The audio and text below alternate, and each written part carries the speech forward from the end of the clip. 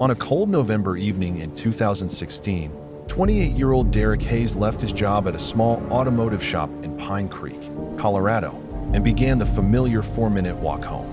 It was a route he had taken almost every day for years, a straight line past a grocery store, a dentist's office, and 2 intersections that were usually busy enough to make anyone feel safe. But on this particular night, Derek never arrived home. The strange part wasn't simply that he vanished. Pine Creek was covered in cameras. Nearly every business had surveillance.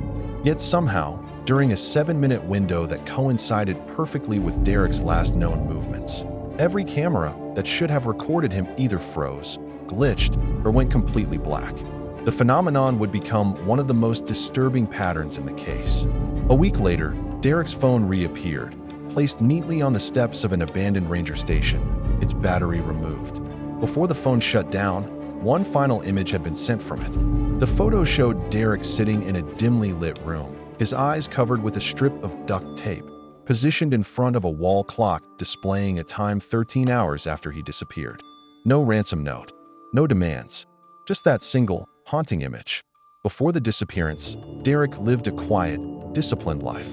He was known for reliability, punctuality, and an almost rigid routine. Each day ended the same way. He locked the garage at 6:05 p.m. and walked home, where his fiancée, Emily, usually waited for him with dinner already halfway done. He and Emily were planning their wedding and preparing to move into a small house they had just purchased. Friends described Derek as calm, thoughtful, and never involved in conflict. There were no enemies, no outstanding debts, and no suspicious behavior. Derek's digital history was clean, his social media inactive, and his finances stable. But after he vanished, investigators discovered that Derek's life contained a secret he had never shared with anyone. A secret that suggested he had been living with a quiet, growing fear for years. Police reconstructed the timeline using the limited footage that survived the mysterious blackout. The last working camera captured Derek closing the metal gate behind the garage. Just across the street, investigators later noticed a figure leaning against a lamppost, a man wearing a dark hoodie, standing unnaturally still and watching Derek. The figure did not appear to be waiting for anyone. He wasn't checking a phone or smoking or adjusting his posture. He was focused entirely on Derek. Only 3 seconds of this scene were preserved before the footage glitched.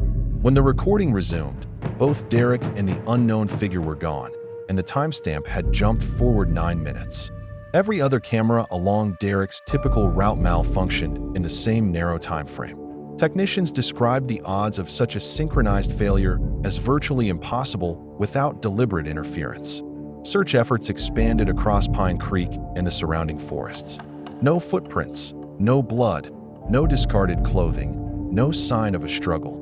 Nothing indicated where Derek had gone or whether he had been taken by force or by persuasion. Then Emily received the text from Derek's phone. It was the photo. In the image, Derek appeared unharmed but immobilized, sitting on a metal chair in a sparsely furnished room. His expression was not one of panic or struggle. Instead, it carried a strange calmness, almost as if he understood what was happening and had resigned himself to it. The lighting was unusual, believed to be from an older bulb rather than typical household fixtures. The walls behind him were bare wood. The clock was positioned high, intentionally placed where it would be visible in the frame. After the message was sent, the phone pinged once near the woods outside town. When officers arrived at the abandoned ranger station where the signal originated, they found the phone neatly placed on the front step, cleaned of fingerprints, its battery removed, and set beside it. It looked less like something dropped or discarded and more like something delivered. Investigators examined Derek's workplace computer and found a folder dated March 2013. Inside were screenshots, photographs, notes, and what appeared to be a draft police report. The contents revealed that Derek had once witnessed a late-night hit-and-run outside a bar. He had recorded the license plate and written a detailed account, but the report was never processed. At the time, the victim survived but could not remember the incident. The car belonged to a young man named Trevor Mason, the son of a prominent Pine Creek businessman. According to the files, Derek had tried to report what he saw, but he had been discouraged by someone with authority.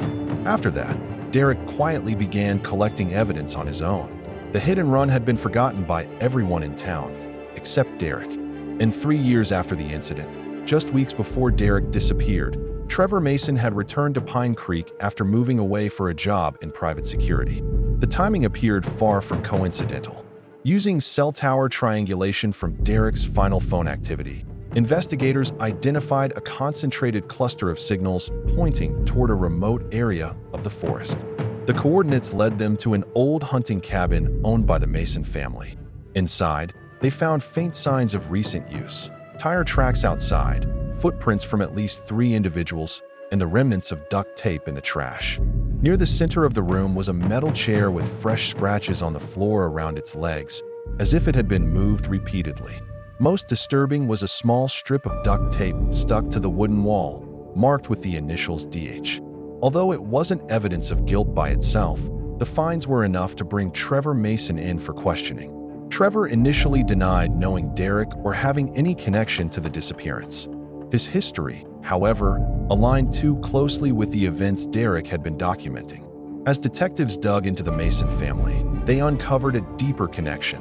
Trevor's father, Charles Mason, had served as a police liaison at the time of the 2013 hit and run and had been the officer Derek approached when attempting to file the original report. Phone records revealed that Charles Mason had driven near the forested area on the night Derek vanished. Several forensic traces, including partial fingerprints on the battery of Derek's phone, led back to him. Authorities prepared to arrest Charles. Before they could bring him into custody, he ended his own life inside his vehicle. The discovery inside the glove compartment, however, shifted the entire understanding of what happened. It was a small USB drive labeled simply for Emily. On the drive was a single video file. It showed Derek seated in what appeared to be the same cabin investigators had found, his eyes covered, his hands bound in front of him.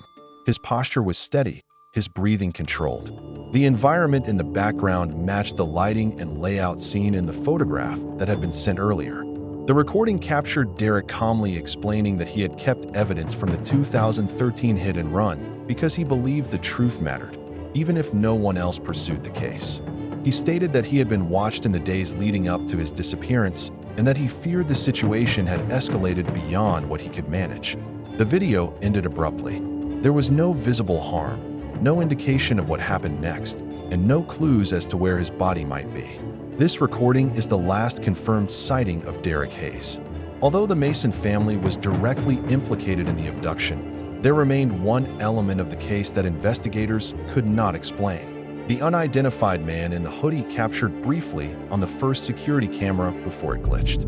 The figure did not match Trevor, nor Charles, nor any known associate of the family. Multiple enhancements of the video only made the silhouette more ambiguous. Residents later reported seeing a similar figure near various camera installations throughout Pine Creek, usually at odd hours, often moments before those cameras experienced unexplained malfunctions. Some believe the man was a private contractor hired to monitor Derek, someone skilled at disabling surveillance. Others speculated he was connected to a completely different part of Derek's life, something the investigation never uncovered. The identity of the man remains one of the greatest unanswered questions in the case. With the death of Charles Mason and the subsequent conviction of his son as an accomplice, the official case of Derek Hayes is closed, classified as a homicide without recovery of the body. But in Pine Creek, the disappearance left a mark deeper than a simple tragedy. It became a story about quiet justice, the weight of truth that one man carried alone, and the dangerous reach of those determined to bury the past.